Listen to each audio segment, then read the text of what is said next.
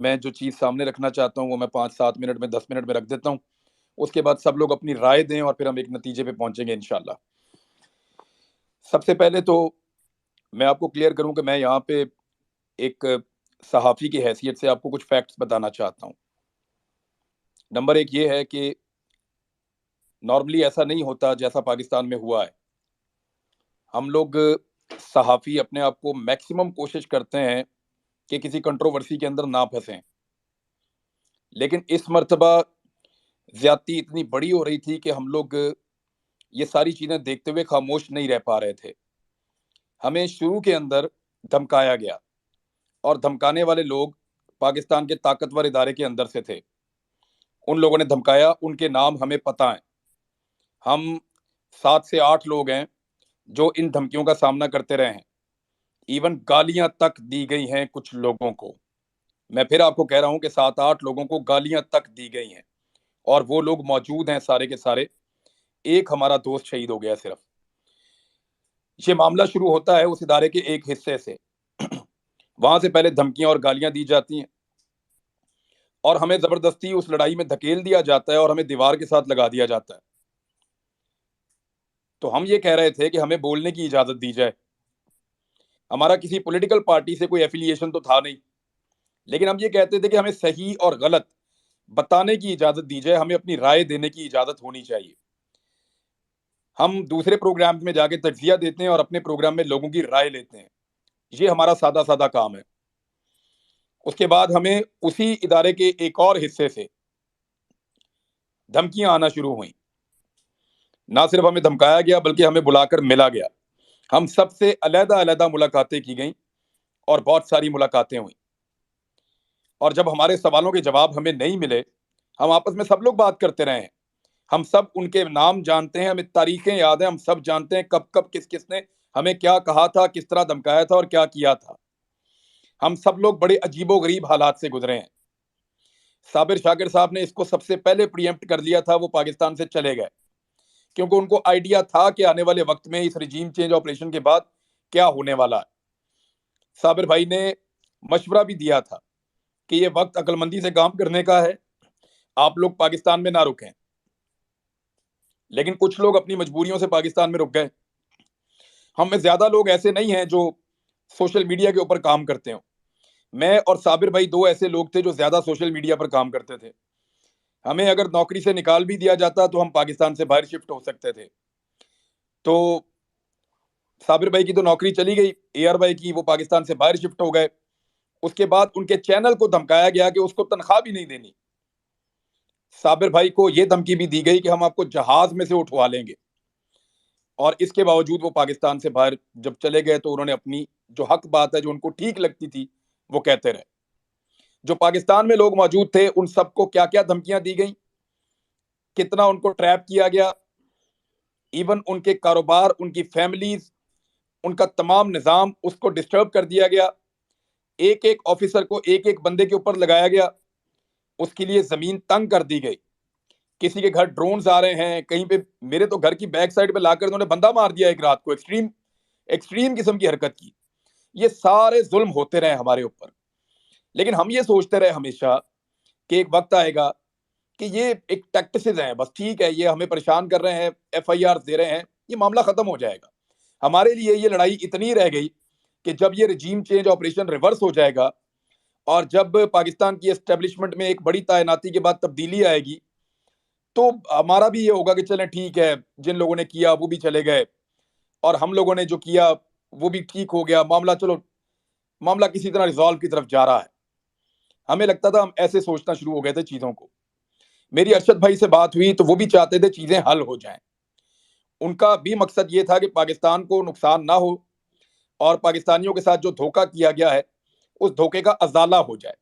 ہم کسی لڑائی کو اینڈ تک مکمل لڑنا نہیں چاہتے تھے. ہم نے اس کو کوئی عزت بیزتی کا یا لڑائی کی کوئی وجہ نہیں بنایا ہوا تھا اس ساری صورتحال کو. صابر شاکر صاحب کو بھی پتا تھا کہ جب کبھی رجیم چینج کرنے والوں کا طاقت میں کمی ہوگی یا وہاں پہ تعیناتیاں تبدیل ہوں گی تو ہم بھی پاکستان آ جائیں گے، اور پھر نئے لوگ اپنی غلطی کا ادراک کریں گے اور پاکستان آگے بڑھ جائے گا. لیکن اس سارے آگے بڑھنے میں ہم نے اپنا ایک آدمی کھو دیا. اب ہمیں بہت تکلیف ہوتی ہے. میں سیریسلی آپ کو بتا رہا ہوں، میرا صرف 8-9 مہینے کا تعلق ہے ارشد شریف سے، اس سے زیادہ نہیں ہے۔ اس 8-9 مہینے کے اندر پتہ نہیں اس آدمی نے کیا کیا، مجھے روز تکلیف ہوتی ہے۔ میں اپنی زندگی میں مجھے نہیں یاد کہ میں کبھی رویا ہوں، یعنی جب سے میں نے ہوش سنبھالا ہے۔ اب مجھے بڑا معیوب لگتا ہے، لیکن اس واقعے نے مجھے بیچ میں رلا بھی دیا ایک دفعہ، مجھے اتنی تکلیف ہوئی ہے۔ تو ارشد شریف بھائی نے اس لڑائی کو ایک اور لیول پہ لے گئے، وہ اپنی قربانی دینے کے بعد ہم یہ سارا کچھ بھولنے کو تیار تھے، لیکن ہمارا ایک آدمی شہید ہو گیا ہے، ہمارا خون بہ گیا ہے، اب ہمیں انصاف چاہیے۔ ہم انصاف مانگنے کی کوشش کر رہے ہیں، بڑے عرصے سے انصاف مانگنے کی کوشش کر رہے ہیں۔ جس دن اس کا جنازہ تھا اس سے پہلے تمام صحافیوں کو بلا کر ایک پریس کانفرنس کی گئی، اور اس دن بھی اس کے موقف کو غلط ثابت کرنے کی کوشش کی گئی۔ دس از ناٹ فیئر۔ اس کی لاش کا مذاق اڑایا گیا، ہم اس کو کبھی نہیں بھولیں گے۔ ٹارچر کے بھیانک تجزیے پیش کیے گئے، ہمیں اتنی تکلیف دی، میں 2 دن جاگتا رہا ہوں۔ جس کو میں فون کرتا تھا، میرے دوست وہ رو رہے ہوتے تھے کہ یار اتنا ٹارچر کیا ارشد شریف پہ۔ میری ان سے وہ بہت زیادہ بات نہیں ہوتی تھی، لیکن دل کے بہت قریب تھا۔ جب میں گرفتار تھا، یہاں پہ جویریہ بھابی موجود ہیں، ان سے پوچھیے گا، ارشد بھائی نے ٹک ٹاک بنانا سیکھا صرف اس لیے کہ عمران ریاض گرفتار ہے، میں ویڈیوز بنا کر اس پہ ڈالوں گا۔ وہ آدمی ساری ساری رات جاگتا تھا۔ میں صرف ایک ہی چیز مجھے آرام نہیں کرنے دے رہی اس وقت سے، میں یہی سوچتا جا رہا ہوں کہ اگر میں مر جاتا اس لڑائی میں تو ارشد شریف کیا کرتا؟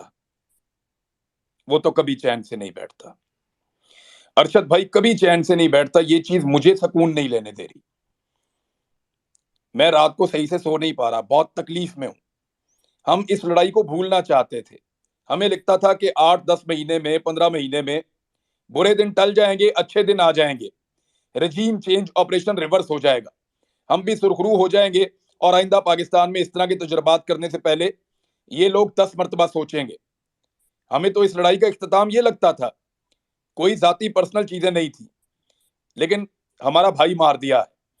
اب یہ ایسے اتنے آرام سے ختم ہوگا نہیں، اب یا تو ہمیں بھی مارو یا پھر ہمیں انصاف دو۔ انصاف کے لیے ہم عدالتوں کے دروازے کھٹکھٹا رہے ہیں۔ ہم نے اس عدالت کا دروازہ کھٹکھٹایا ہے جس کا دروازہ ارشد بھائی نے اپنی زندگی میں کھٹکھٹایا تھا۔ اس کو بھی یقین تھا اس کو انصاف ملے گا تو عدالت سے ملے گا۔ ہمیں جسٹس اطہر من اللہ صاحب نے اسلام آباد میں پروٹیکشن دی تھی کہ گرفتار نہیں کیا جائے گا۔ مجھے جب ضمانت ملی تو عدلیہ سے ملی تھی کہ اس کے اوپر جھوٹے مقدمے، اس کو رہا کیا جائے۔ الٹیمیٹلی آپ کو ریلیف عدلیہ سے ملتا ہے، لیکن پاکستان میں عدلیہ کی جو صورتحال ہے وہ آپ کے سامنے ہے۔ یہاں بہت زیادہ دباؤ ہے اداروں کے اوپر، اسپیشلی پاکستان کی عدلیہ کو ہمیشہ دباؤ میں لینے کی کوشش کی جاتی رہی ہے، اور ہمیں ایسا لگتا ہے کہ ارشد بھائی کا خون جو ہے وہ کمپرومائز ہو رہا ہے۔ یہ اتنا بڑا واقعہ ہے جس نے دنیا کے میڈیا کو ہلا کر رکھ دیا ہے، یہ اتنا بڑا واقعہ ہے جس نے ہمیں پورے پاکستان کو تکلیف دی ہے، یہ اتنا بڑا واقعہ ہے کہ کینیا کے اخبارات کے فرنٹ پیجز کے اوپر یہ چھپ رہا ہے، اور ہمارے یہاں پہ ایک سرخی سے زیادہ یا ایک کالم سے زیادہ ہمارے طاقتور لوگ یہاں پہ لگنے نہیں دے رہے۔ اس کو کبھی حادثے کا رخ دیا گیا، کبھی کچھ کہا گیا، کبھی کچھ کہا گیا، اور بار بار اس کے اوپر موقف بدلا گیا۔ حقائق کو تبدیل کرنے کی کوشش کی جا رہی ہے، کیس کا رخ بدلنے کی کوشش کی جا رہی ہے۔ میں اس کیس کے بارے میں، کینیا میں کیا ہوا اس کے بارے میں بات نہیں کر رہا، لیکن میں اور میرے ساتھی اور وہ خود ابھی آپ کو بتائیں گے سب لوگ، ہم سارے گواہ ہیں کہ کس نے ہمیں تنگ کیا تھا، ہم سارے گواہ ہیں کہ کس نے ہم پہ ایف آئی آرز کروائی تھی، ہم سارے گواہ ہیں کہ کس نے ہمیں گالیاں دی تھیں، ہم سارے گواہ ہیں کہ کس نے ہمیں دھمکیاں دی تھیں، ہم سارے گواہ ہیں کہ کس نے ہمارے اوپر پاکستان کی زمین تنگ کر دی تھی۔ ہمیں پتا ہے، ہم کبھی نہیں بتانا چاہتے تھے کیونکہ ہم سارے زندہ تھے۔ اب ہم میں ایک شہید ہے، ہماری ذمہ داری ہے کہ اس کو انصاف دلائیں، لہٰذا اب ہم بتائیں گے، لیکن کہاں بتائیں گے؟ کیا اس پلیٹ فارم کے اوپر نام لینا شروع کر دوں میں؟ کیا میں یہاں بولنا شروع ہو جاؤں؟ مجھے کوئی قانونی فورم چاہیے، ہمیں کوئی ایسا پلیٹ فارم چاہیے جہاں پہ ہم سب جائیں اور جا کر اپنا اپنا بیان ریکارڈ کرا کے بتائیں کہ وہ کون تھا جو یہ ذلت اور رسوائی کی کہانی لکھ رہا تھا، وہ کون تھا جس نے ہمارے لیے زندگی کو تنگ کر دیا تھا۔ یہ سارا کچھ ہم کسی لیگل پلیٹ فارم پہ بتانا چاہتے ہیں جہاں پہ یہ ریکارڈ کا حصہ رہے، اس بات کا پتہ کروایا جائے کہ کون لوگ اس کے پیچھے تھے، تمام مدعیوں کے انٹرویو لیے جائیں، اور اس کے لیے ضروری ہے کہ سپریم کورٹ آف پاکستان کے چیف جسٹس ایک کمیشن بنائے، ایک کمیشن بنائے اپنے سرونگ ججز کی زیر نگرانی جو کام کرے، اور تمام لوگ اس کے اندر اپنے سٹیٹمنٹس جا کر جمع کروائیں، وہ اس کی رپورٹ مرتب کرے اور یہ سلسلہ ختم ہو۔ پاکستان کو مذاق بنا کے رکھ دیا ہے۔ اب ہمیں یا تو ارشد شریف کا قرض اتارنا ہے تو سب کو مل کر آگے بڑھنا پڑے گا۔ دیکھیے اس کے جنازے میں کتنے لوگ آئے آپ سب نے دیکھا، کیا ہم صرف جنازوں میں شرکت کرنے والے لوگ ہیں؟ کیا ہم کسی کو انصاف نہیں دلا سکتے؟ یا اگر کوئی زندہ شخص ہے اور وہ انصاف مانگ رہا ہے تو اس کو انصاف نہیں ملے گا؟ وہ چیختا چلاتا اس دنیا سے چلا گیا، چیف جسٹس کو اس نے لیٹر لکھا، سب کو بتا رہا تھا، ٹی وی پہ کہہ رہا تھا، جنگل میں پڑا ہوا تھا 2.5 مہینے سے، ایک ہی قمیض کے اندر وہ ویلاگز کر رہا تھا، اس نے خود بولا اپنے منہ سے۔ تو کیا جنازوں میں شرکت کرنی ہے؟ کل ایک کا جنازہ پڑھ لیا، آج دوسرے کا پڑھ لینا، پھر تیسرے کا پڑھ لینا، اور ایک ایک کر کے سارے مارے جائیں گے۔ جو بھی سچ بولے گا مارا جائے گا، جو آئینہ دکھائے گا، سوال پوچھے گا، مارا جائے گا۔ یہاں پہ اس سلسلے کو آپ سب روک سکتے ہیں۔ مجھے آپ سے یہ کہنا ہے کہ میرے پاس ایک طریقہ ہے آئین اور قانون کے مطابق، اور وہ طریقہ ہمیں ارشد شریف نے بتایا ہے کہ قانون کے مطابق انصاف مانگو، خط لکھو، چیف جسٹس آف پاکستان کو خط لکھو۔ میں نے آج چیف جسٹس آف پاکستان کو خط لکھا ہے، میں نے جا کر اس کو لیٹر باکس میں ڈالا ہے۔ لکھو چیف جسٹس آف پاکستان کو خط، اپنا آئینی اور قانونی حق استعمال کرو۔ اتنے خط لکھو، اتنے خط لکھو کہ ورلڈ ریکارڈ بنا دو، پورا پاکستان خط لکھے، اوورسیز پاکستانی خط لکھیں، لاکھوں خط پہنچنے چاہیے سپریم کورٹ آف پاکستان میں روزانہ۔ آج شروع ہو جائیں، اگلے 10 دن تک خط لکھیں، روز خط لکھیں، سارے خط لکھیں، بچے لکھیں، خواتین لکھیں، بزرگ لکھیں، نوجوان لکھیں، سٹوڈنٹس لکھیں، مزدور لکھیں، تمام لوگ خط لکھو، لکھو خط اور بھجواؤ چیف جسٹس آف پاکستان کو، جھنجھوڑو اپنے ایوانوں کو، اور وہاں خط میں صرف چھوٹی سی ڈیمانڈ کریں اپنے الفاظ میں کہ ارشد شریف کو انصاف دلوائیے اور ایک انڈیپینڈنٹ جوڈیشل کمیشن بنوائیے جہاں پہ جا کر ہم تمام حقائق رکھیں۔ ہم یہ گھنونے حقائق قوم کے سامنے نہیں رکھنے چاہتے۔ کپڑے اتارنے کا شوق کسی اور کو ہوگا، ہمیں کسی کے کپڑے اتارنے کا یا کسی کو ذلیل کرنے کا شوق نہیں ہے۔ یہ ہمارا اپنا ادارہ ہے، ہمارے اپنے لوگ ہیں، لیکن اگر ہم کچھ بتانا چاہتے ہیں تو ہمیں ایک فورم چاہیے جہاں پہ جا کے ہم یہ ساری انفارمیشن دیں۔ تو میں آپ کو یہ نہیں بتا سکتا، میں نے صابر بھائی کو بتایا ہے کہ یہ کیسے ہوا خط لکھنے والا معاملہ، لیکن یہ ارشد بھائی کا آئیڈیا تھا۔ آپ سب لوگ خط لکھیں، 5 لائنیں لکھیں، 2 لائنیں لکھیں، 4 لائنیں لکھیں، 4 صفحے لکھیں، تفصیل لکھیں، اور ارشد شریف کے لیے چیف جسٹس آف پاکستان سے انصاف مانگیں۔ لکھنا کیا ہے؟ صرف to the chief justice of Pakistan Urdu میں لکھیں یا انگلش میں لکھیں، اپنی ریکویسٹ کریں، لفافے میں ڈالیں، ٹکٹ لگوائیں، اور لیٹر باکس میں ڈالتے ہوئے اپنی 10 سیکنڈ کی ویڈیو بنا لیں۔ جب آپ اس کو لیٹر باکس میں ڈال رہے ہوں تو اپنی 10 سیکنڈ کی ویڈیو بنا کر یہیں پہ بھی ہم لوگ طے کر لیں گے، بہت سارے ایکسپرٹ موجود ہیں، کہ اس کا کوئی ہیش ٹیگ بنا لیں یا کوئی اس کی کمپین لانچ کر دیں۔ جو شخص بھی لیٹر ڈالے چیف جسٹس آف پاکستان کو انصاف کے لیے، وہ ایک جملہ وہاں بول دے کھڑا ہو کے لیٹر ڈال کے کہ ارشد شریف کو انصاف دیجیے، اور 10 سیکنڈ یا 5 سیکنڈ کی وہ ویڈیو سوشل میڈیا پہ اس ہیش ٹیگ کے ساتھ ڈال دیں۔ ہم چاہتے ہیں کہ اتنے خط لکھو کہ ورلڈ ریکارڈ بن جائے۔ مانگو انصاف تب تک جب تک ملتا نہیں ہے، اور یہ آئینی اور قانونی رستہ ہے۔